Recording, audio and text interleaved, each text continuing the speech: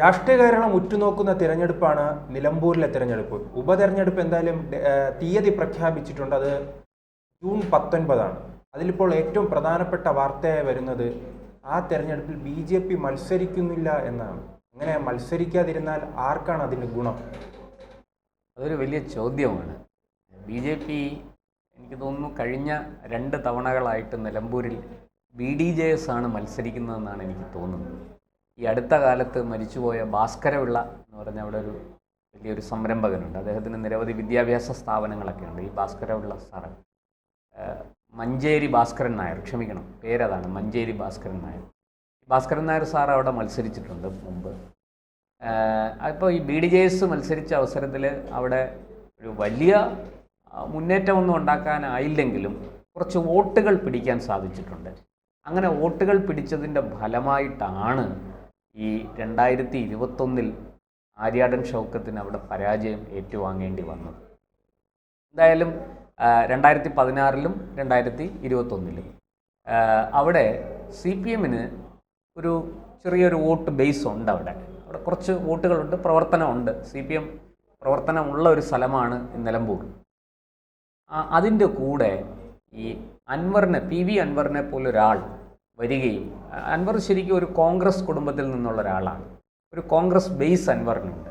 അവിടെ ഈ കോൺഗ്രസ് മുസ്ലിം ലീഗ് വലിയ സംഘർഷമുള്ളൊരു സ്ഥലമാണ്. മുന്നണിക്കുള്ളിൽ വലിയ തോതിൽ പടലപ്പിണക്കങ്ങളുണ്ട്.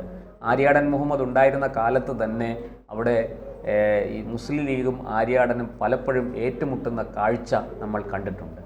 കാരണം ആര്യാടൻ വളരെ കൃത്യമായിട്ട് അവിടെയുള്ള ഹിന്ദുക്കളുടെ വോട്ട് അവരുമായിട്ട് നല്ല ബന്ധത്തിൽ കഴിഞ്ഞ് അവരുടെ വോട്ട് നേടിയെടുക്കാൻ കഴിയുന്ന ഒരു കോൺഗ്രസ് നേതാവാണ്. A ഗ്രൂപ്പുകാരൻ. ആര്യാടൻ്റെ കാലത്ത് വിജയമെന്ന പ്രതീക്ഷ പോലും ഈ LDF ഇല്ലായിരുന്നു. ആര്യാടൻ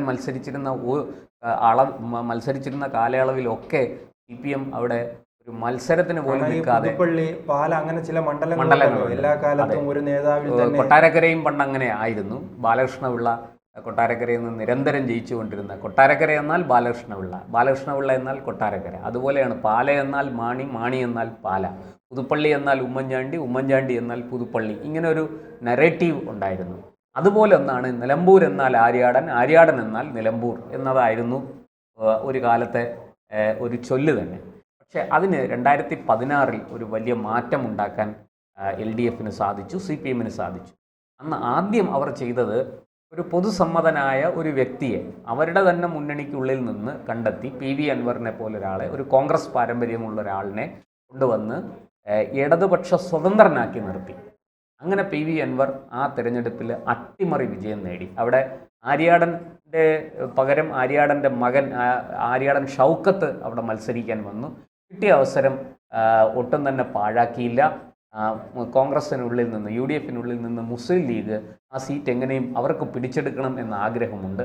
അതുകൊണ്ട് തന്നെ അവർ അവിടെ ആര്യാടൻ ഷൗക്കത്തിനെ തോൽപ്പിച്ചു, അൻവറിനെ ജയിപ്പിച്ചു. ഭാവിയിൽ ആര്യാടൻ ഷൗക്കത്തിനെ രാഷ്ട്രീയത്തിൽ നിന്ന് ഇല്ലായ്മ.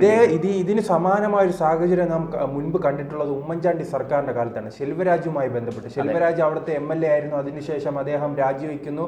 പക്ഷെ ശെൽവരാജ് തന്നെ അവിടെ മത്സരത്തിന് ഇറങ്ങുകയാണ്.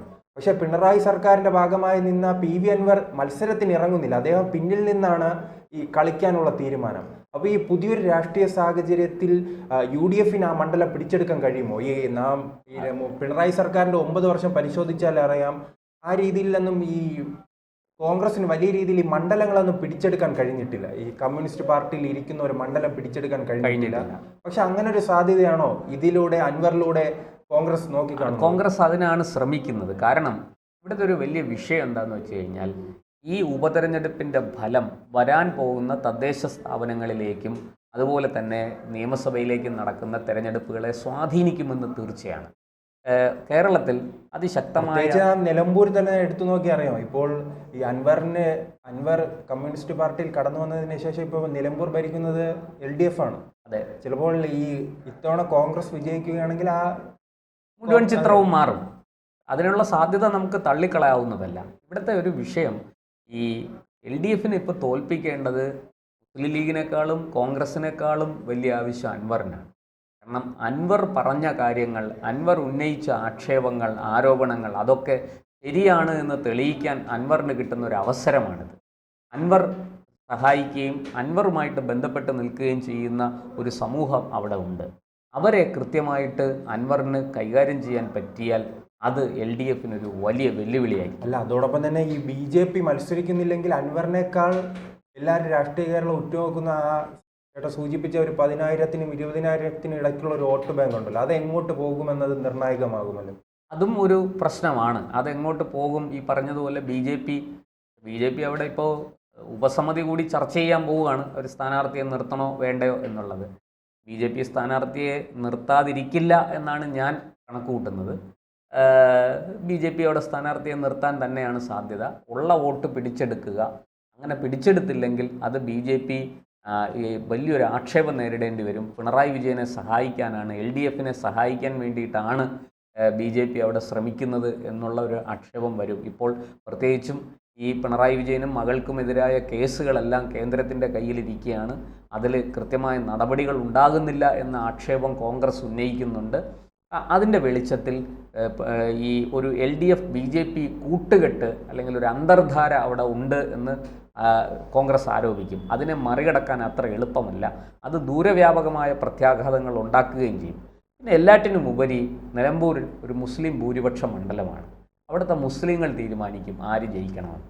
അത് ആര്യാടൻ ഷൗക്കത്ത് ജയിക്കണമോ അതോ PV അൻവറിനെ പരാജയപ്പെടുത്തണോ? ശരിക്കും അവിടെ LDFിനെ ജയിപ്പിക്കുക എന്നുള്ളതല്ല, PV അൻവറിനെ പരാജയപ്പെടുത്തണോ എന്നുള്ളതാണ് അവിടുത്തെ ചോദ്യം.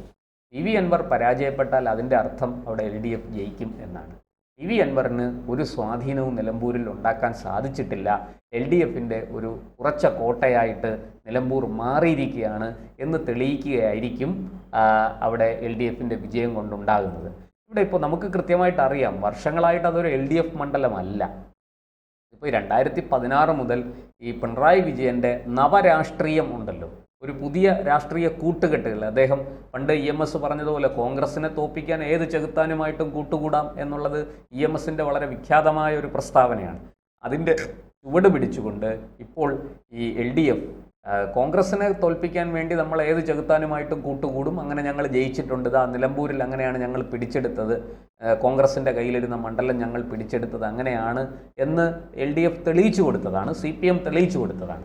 അത് ഇനിയും ആവർത്തിച്ചാൽ, അതായത് അൻവറിന് അവിടെ യാതൊരു പ്രസക്തിയുമില്ല, ഞങ്ങൾ അത് നേടി എന്ന് വരികയാണെങ്കിൽ അത് തീർച്ചയായിട്ടും വരാൻ പോകുന്ന തെരഞ്ഞെടുപ്പിനെയൊക്കെ അത് ബാധിക്കും. മറിച്ച് അതൊരു പരമ്പരാഗതമായിട്ട് കോൺഗ്രസ് മണ്ഡലമാണ്, അത് ഇടക്കാലത്ത് LDFിൻ്റെ കയ്യിൽ കിട്ടി, പക്ഷേ LDFിൽ നിന്ന് ഞങ്ങളത് തിരിച്ചു പിടിച്ചു എന്നാണ് കോൺഗ്രസ് വരുത്തുന്നതെങ്കിൽ അത് കോൺഗ്രസ്സിന് വലിയ ബോണസായി മാറും. വരാൻ പോകുന്ന തെരഞ്ഞെടുപ്പുകളിലൊക്കെ ആ ഒരു വിജയം കോൺഗ്രസ്സിന് ശക്തി ഊർജം കൂട്ടും എന്നുള്ള കാര്യവും തീർച്ചയാണ്. അതുകൊണ്ട് തന്നെ ഈ തെരഞ്ഞെടുപ്പ് ആർക്ക് അനുകൂലമാവും ആർക്ക് പ്രതികൂലമാവും എന്ന് പെട്ടെന്ന് പറയാൻ സാധിക്കില്ല. രണ്ടു കൂട്ടരും അതിശക്തമായ മത്സരം കാഴ്ചവെക്കും. ഇതിനിടയ്ക്ക് BJP തങ്ങളുടെ വോട്ടുകൾ ചോർന്നു പോകാതെ അത് കൃത്യമായിട്ട് എത്ര വോട്ടാണോ മുമ്പ് പിടിച്ചിരുന്നത് ആ വോട്ട് തന്നെ നിലനിർത്തിയാൽ അത് BJPയെ സംബന്ധിച്ചും ഒരു BJPക്കും പറഞ്ഞു നിൽക്കാൻ കഴിയും. ഞങ്ങളുടെ വോട്ടുകളൊക്കെ പിടിച്ചു, അത് ഞങ്ങൾ കോൺഗ്രസിനും വിറ്റില്ല, ഞങ്ങൾ LDFുമായിട്ട് അന്തർധാരയും ഉണ്ടാക്കിയിട്ടില്ല എന്ന് BJPക്കും തെളിയിക്കാൻ സാധിക്കും. ഈ നിലമ്പൂരിലെ വിജയം നിശ്ചയിക്കുന്നത് അടുത്ത തദ്ദേശ സ്വയംഭരണ തെരഞ്ഞെടുപ്പിനെല്ലാം വലിയ രീതിയിൽ സ്വാധീനിക്കുമെന്ന് തീർച്ചയാണ്. കാരണം ഈ പറഞ്ഞതുപോലെ ഒരു ഭരണവിരുദ്ധ വികാരം കേരളത്തിൽ ഉണ്ട്. അതില്ല എന്ന് എത്രയൊക്കെ പറഞ്ഞാലും എത്രയെല്ലാം പണം ചെലവാക്കി വാർഷികം ആഘോഷിച്ചാലും സാധാരണക്കാർ പിണറായി വിജയൻ്റെ ഭരണത്തെ ഇഷ്ടപ്പെടുന്നില്ല എന്നുള്ളത് സത്യമാണ്. പ്രത്യേകിച്ചും ക്രമസമാധാന നില പാടെ തകർന്നിരിക്കുന്നു. കേരളത്തിലെമ്പാടും മയക്കുമരുന്ന് ഒഴുകുകയാണ്. ഇതിനൊരു അറുതി വരുന്നില്ല. മയക്കുമരുന്ന് ഉപയോഗിച്ചുകൊണ്ടുള്ള അല്ലെങ്കിൽ മയക്കുമരുന്ന് ഉപയോഗിക്കുന്ന ആൾക്കാർ നടത്തുന്ന ക്രിമിനൽ ആക്ടിവിറ്റി, കൊലപാതകങ്ങൾ, കുറ്റകൃത്യങ്ങൾ, അക്രമ സംഭവങ്ങൾ ഒക്കെ കേരളത്തിൻ്റെ ജനങ്ങൾ വളരെ സൂക്ഷ്മമായി തന്നെ മനസ്സിലാക്കിയിട്ടുണ്ട്. അതുകൊണ്ട് തന്നെ ഒരു ഭരണവിരുദ്ധ വികാരം മറ്റു പല വിലക്കയറ്റത്തിൽ ഉൾപ്പെടെ ഈ കേരളം നമ്പർ വൺ എന്നിങ്ങനെ പരസ്യം ചെയ്തുകൊണ്ടിരുന്നാൽ മാത്രമാകില്ലല്ലോ. ജനങ്ങൾക്ക് വലിയ ബുദ്ധിമുട്ടുകൾ നേരിടുന്നുണ്ട്. ആ അടിസ്ഥാനത്തിൽ അവർ ഒരു ഭരണവിരുദ്ധ വികാരം മുതലാക്കിയാൽ അത് UDFന് വലിയ ഗുണം ചെയ്യും, കോൺഗ്രസ്സിന് അത് ഗുണം ചെയ്യും. അതുകൊണ്ട് തന്നെ നിലമ്പൂർ ഒരു ചൂണ്ടുപലകയാണ്. ആര് അവിടെ ജയിക്കുന്നു അവർക്ക് കേരള നിയമസഭയിലേക്ക് 2026 നടന്നു കയറാൻ സാധിക്കും എന്നുള്ള അതിൻ്റെ ഒരു തെളിവായിരിക്കും ഈ നിലമ്പൂർ ഉപതെരഞ്ഞെടുപ്പ് ഫലം.